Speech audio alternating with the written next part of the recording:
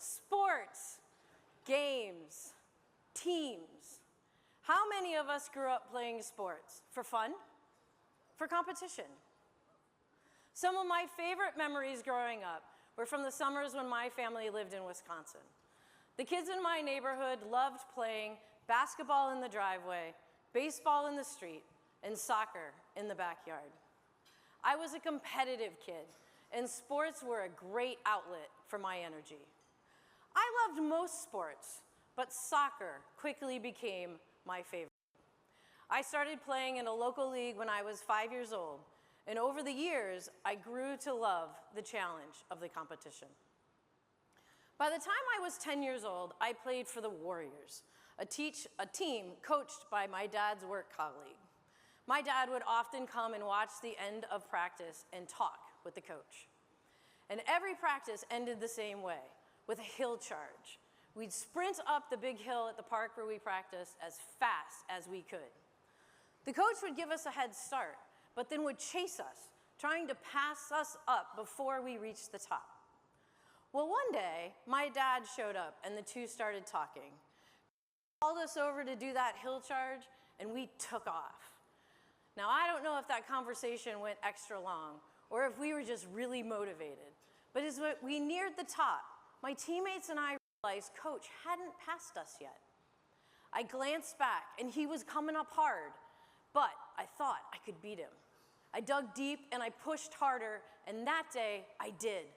Victory after so many tries. Persistence paid off. I did it. Challenges in life come in all shapes and sizes. Short-handed goals, 4th down and 12 to go. Sports teach us resilience, perseverance, and how to push through challenges. These same lessons apply to more than just sports, though, because today we're facing one of the greatest challenges of our time: climate change. We're seeing more extreme weather: floods, wildfires, droughts, hurricanes. These events test us, our communities, our buildings, and our infrastructure. Now, we design buildings with data that shows us how many days a year are over 95 degrees, 95 degrees, or below zero, where floodplains are located, what wind speeds can be expected. But what happens when those conditions exceed those expectations? When outliers become common? In those moments, buildings fail. People are displaced, and communities are disrupted. And it takes time and money to rebuild and reestablish them. In an effort to slow down these climate changes, ASHRAE has committed to reducing greenhouse gas emissions to net zero by 2050. But here's the reality. 80% of the buildings that will exist in 2050 are already here today. So the question becomes, what can we do to make those buildings more energy efficient, more resilient, and more sustainable? Many buildings are already struggling with aging systems, deferred maintenance, and limited budgets. These issues don't just affect energy use, but they also impact occupant health, comfort, and safety. Now, to be clear, ASHRAE has been providing leadership and guidance in energy efficiency, indoor air quality, and carbon emissions reduction. So, where do we go from here? This year, ASHRAE will focus on 3 key areas: increased awareness of the importance of building codes and their role in resilience, the importance of cross-functional teams and creating a game plan to improve building operations, and gamification of education, so we can continue to attract the brightest minds to tackle the dilemmas we face. Let's break these down one at a time. Codes, understanding the rules of the game.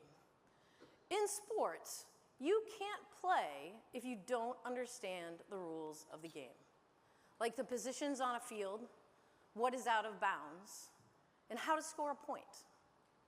And if you don't know the rules, you are less likely to join in. Building codes are our industry's rules, but they're not always simple or consistent. They can vary by country, by state, and even by municipality. Some regions adopt the latest standards, while others lag behind. And in some parts of the world, codes don't exist at all. Now, why is that important? Because history shows us that updating standards, like 90.1 shown on the screen, increases energy efficiency in buildings that have adopted the latest version of the standard. According to the status report, around the globe, roughly half of new buildings constructed each year are built without mandatory energy codes or performance standards. That's about 2.5 billion square meters built without consistent requirements for efficiency or resilience. And because buildings last for decades, those decisions lock in higher emissions and lower resilience for years to come. Defining resilience for existing buildings is a complicated issue, which is why many building industry experts are needed to create a solid plan. ASHRAE is currently working to support code development, adoption, and implementation. Through tools like the Building Code Assessment Tool, we're helping jurisdictions understand their current position and then create practical, locally appropriate paths forward. Because if we want resilient buildings, we need strong, well-understood rules of the game. Teamwork, building the right game plan. Now, when I face challenges in my work life, like when I land a new project type that I've never done before, I think about the other members of my ASHRAE team who are subject matter experts. I call them up, I ask questions, and I learn from them. We can't all be experts at everything, but together we can be. We can talk through it, define the issues, and brainstorm for solutions. Now, when I think about teamwork, I think about being part of something bigger than myself. I think about belonging. My family moved several times when I was growing up, and being the new kid was never easy. But soccer gave me a place where I immediately felt like I belonged. The hardest move for me came during my first year of high school, when we relocated from suburban to Chicago to Lancaster, Pennsylvania, two very different cultures. I dreaded moving for many reasons, but most of all, because I didn't have a soccer team to look forward to. You see, I had been devastated to learn that the high school I would be attending didn't offer girls soccer as a varsity sport. The one place I knew how to connect was gone. But luckily, within a month of our move, the district approved a new girls team. I tried out, made the team, and found my place again as the center defender or the sweeper. I was so happy to be able to play the sport that I loved again. Now, the first years were tough. We played stronger, more established teams, and we lost way more than we won. But we kept improving. We learned how to communicate and to trust each other and how to play as a team. And by my senior year, we went undefeated and not only won our league, but a teammate and I were selected for the all-state girls soccer team for Pennsylvania.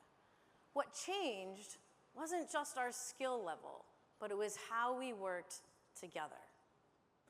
The same is true for buildings. In most sports, a coach creates a game plan or a strategy before the competition that typically plays to that team's strengths. However, if you aren't winning by the midpoint of the contest, the coach may rethink that plan in response to the other team's play. Games aren't won by skill alone.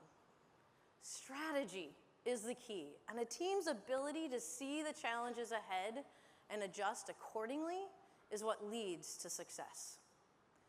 There is no one-size-fits-all solution or game plan for retrofitting buildings. Every building has its own constraints: mechanical systems, budgets, operational needs. Also, financial constraints or utility infrastructure can play a part in deciding the game plan or resilient strategy of a building. And that's why teamwork is absolutely essential. Owners, operators, architects, engineers, manufacturers, utilities, financiers, and code officials all have a role to play. And together, they create the game plan. Existing building commissioning is one of the most effective ways to do this. Understand the current conditions, build the right team, implement the improvements, and continuously monitor and adjust. Because just like in sports, success isn't just about skill, it's about strategy, adaptability, and collaboration. Education, building the bench through gamification. Now, I've been in the building industry for nearly 30 years, and I have found very few people planned to be here. Most didn't know what the acronym HVAC even stood for before they started school. I didn't. I took an HVAC class in college as an elective because I was working toward a minor in energy systems, and the class fit into my schedule. That one decision changed my career path. HVAC&R wasn't my first job, but it was my second, and I only pursued it because it was familiar. Now, there are some colleges and universities that offer a degree program focused on HVAC&R, but many don't. So fewer engineers know that buildings can offer a challenging and rewarding career. Today, we face a growing challenge: fewer engineers entering the field, a wave of retirement, and increasingly complex buildings. Now, as buildings are designed to be more efficient and leaning toward net zero, they are inherently more complicated to operate and maintain, requiring more qualified technicians that don't yet exist. We need new ways to attract and train talent. Now, a few years ago, I read an article about how back in 2017, the US Navy replaced expensive joystick controllers on their periscopes with Xbox controllers. Why, you might ask? Well, the first reason was cost. A $38,000 joystick assembly versus a $30 video game controller. Obvious, right? The second reason, though, was reduced training time. Training went from being weeks long to minutes because it used a platform that young sailors were already familiar with. They put new concepts into a familiar context. And that idea really stuck with me. So this year, ASHRAE is doing something different. We're launching an interactive educational platform, a video game. Players take on the role of a building operator, responding to maintenance issues, improving system performance, reducing energy use, and lowering carbon emissions. And along the way, they learn how buildings work and how ASHRAE standards apply. It's engaging, it's practical, and it meets the next generation where they are. Now, playing sports throughout my life has taught me many lessons, but the lessons that stayed with me were discipline, perseverance, and teamwork. How to get up after being knocked down, working together for a common goal, and practicing a new skill multiple times before getting it right. This year, we are going to build on the work of our immediate past presidents, our teammates, as we strive to move the work of ASHRAE forward.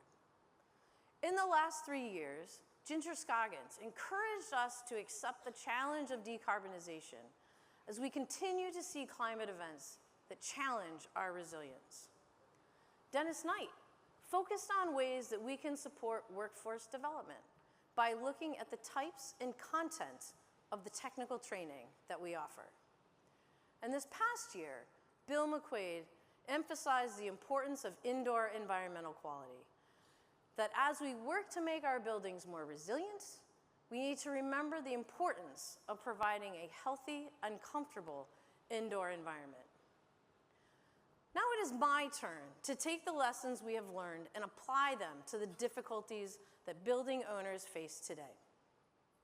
We need to figure out how Team ASHRAE, with its wealth of knowledge and educational offerings, can help create a game plan to make existing buildings more efficient, healthy, and resilient.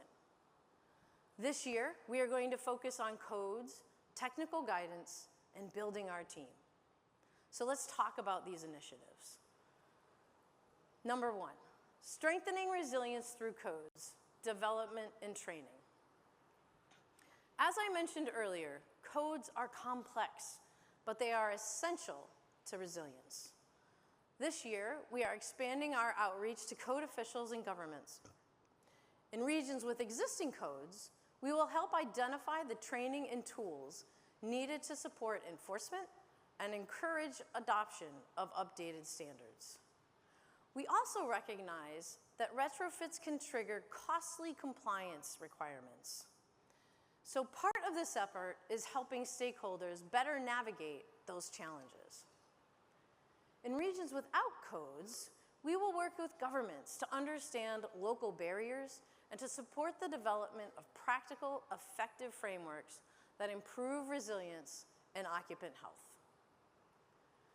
To support this, ASHRAE's Center of Excellence for Building Decarbonization has developed the Building Code Assessment Tool, or the BCATS, a structured process that helps jurisdictions assess climate risk, construction practices, workforce capacity, and enforcement, and then define a realistic, locally driven path forward. BCAT is already making an impact with pilot workshops in Kenya and Lebanon, and additional efforts underway in India and in Brazil. Well-trained, engaged code officials are critical members of the team and essential to improving building performance worldwide. Resilience Guidance Game Plan. Existing building commissioning provides a practical, all-inclusive approach to improve existing building performance. It starts with understanding where you are, assessing your equipment condition, deferred maintenance, and energy and carbon goals. Next, build the right team and a deep bench, including owners, designers, operators, manufacturers, utilities, financiers, and code officials. These partners are essential to defining and achieving resilience. Then, put the plan into action. Evaluate system performance, verify sequences, and implement monitoring-based commissioning to gather data and refine your approach over time. ASHRAE guidance is plentiful, which is a blessing and a curse, because sometimes finding it can be difficult. So we are building a new landing page, one place for owners, operators, designers, and supporting team members to find and reference these documents.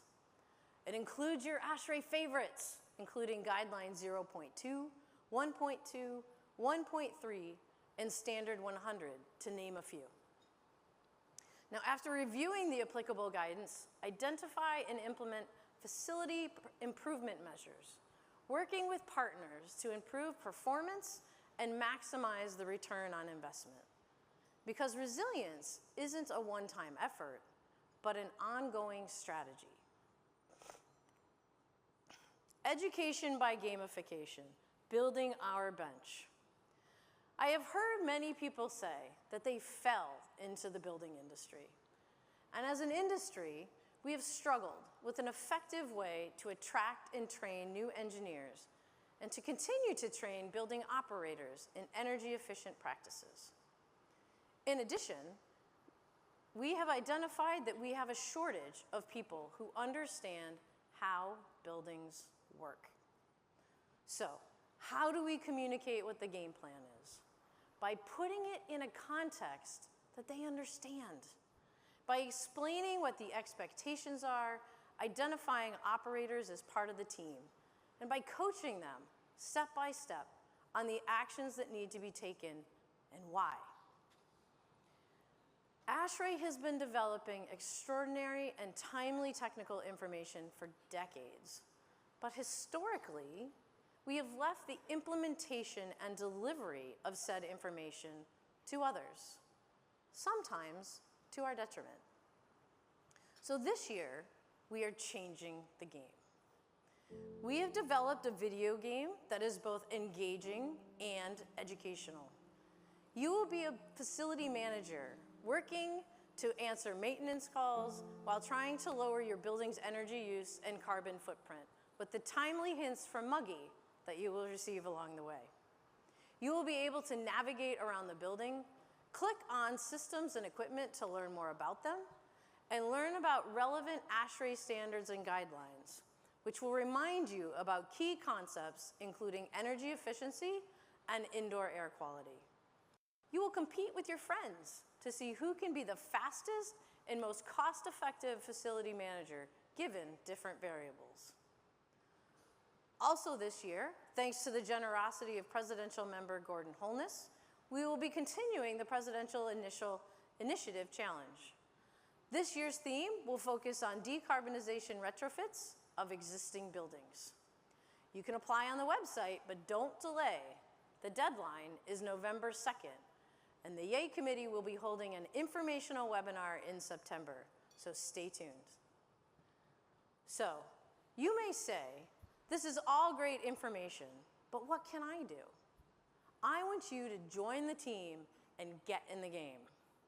As I said earlier, the best teams play to the strengths of their team members.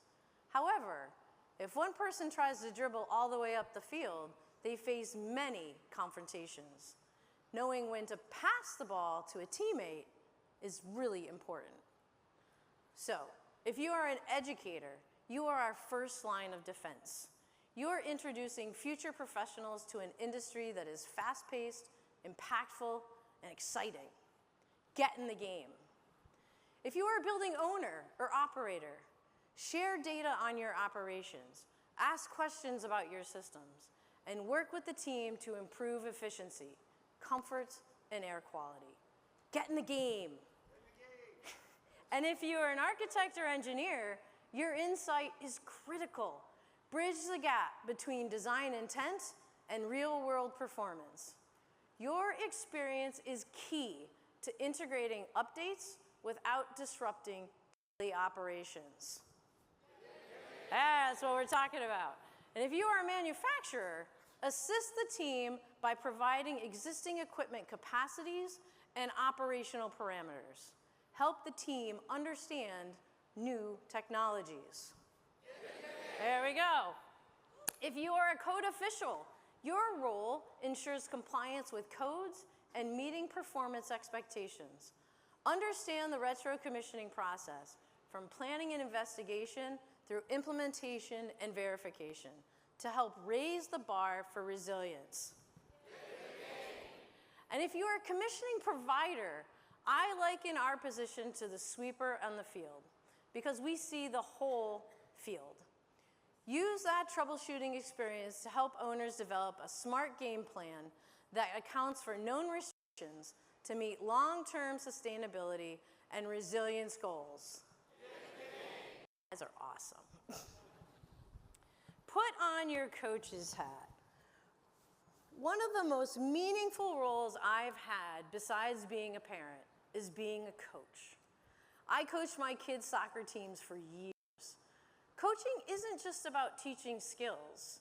It's about helping people learn how to think, adapt, and act on their own.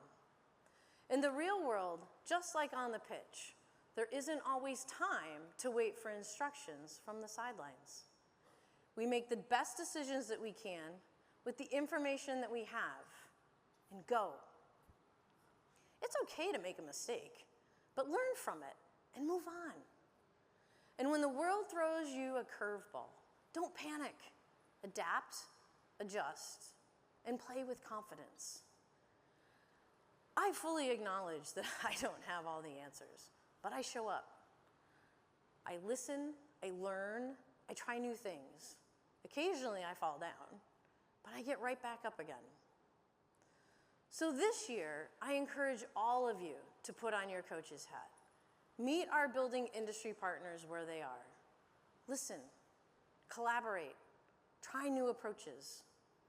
And when the challenge comes, run up that hill as a team and encourage everyone to dig deep to meet the trials ahead. Embrace the challenge and change the game. Thank you.